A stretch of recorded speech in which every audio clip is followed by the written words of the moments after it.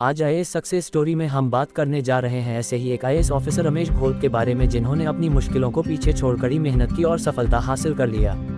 अगर आपके इरादे मजबूत हों तो दुनिया की कोई ताकत उसे रोक नहीं सकती। आईएएस ऑफिसर रमेश घोल बचपन में ही पोलियो के शिकार हो गए थे।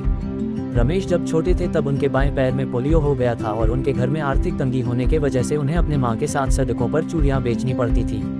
रमेश ने अपने जीवन में मुश्किलों से हार नहीं मानी और अंत में अपना सपना साकार किया। आईएएस रमेश घोल का परिवार बहुत छोटा था। उनके परिवार में मात्र 4 लोग थे। रमेश के पिता की एक छोटी सी साइकिल की दुकान थी। पिता के शराब पीने की गंदी आदत ने पूरे परिवार को सड़क पर ला दिया। अधिक शराब पीने के वजह से एक दिन उनके पिता की तबीयत अचानक से बिगड़ गई और उन्हें अस्पताल में भर्ती करना पड़ा। ऐसे हालात में अब घर और परिवार का पूरा भार रमेश की मां पर आ गया। गुजारा करने के लिए मां ने चूड़ियां बेचनी शुरू कर दी। बाएं पैर में पोलियो होने के बावजूद रमेश अपनी मां और भाई के साथ मिलकर चूड़ियां बेचा करते थे। आईएएस रमेश घोल ने अपनी प्रारंभिक पढ़ाई अपने गांव से ही पूरी की थी। इसके बाद आगे की पढ़ाई के लिए वे अपने चाचा के घर बरसी चले गए। जब उनके पिता का निधन हुआ तब रमेश 12वीं में पढ़ाई कर रहे थे।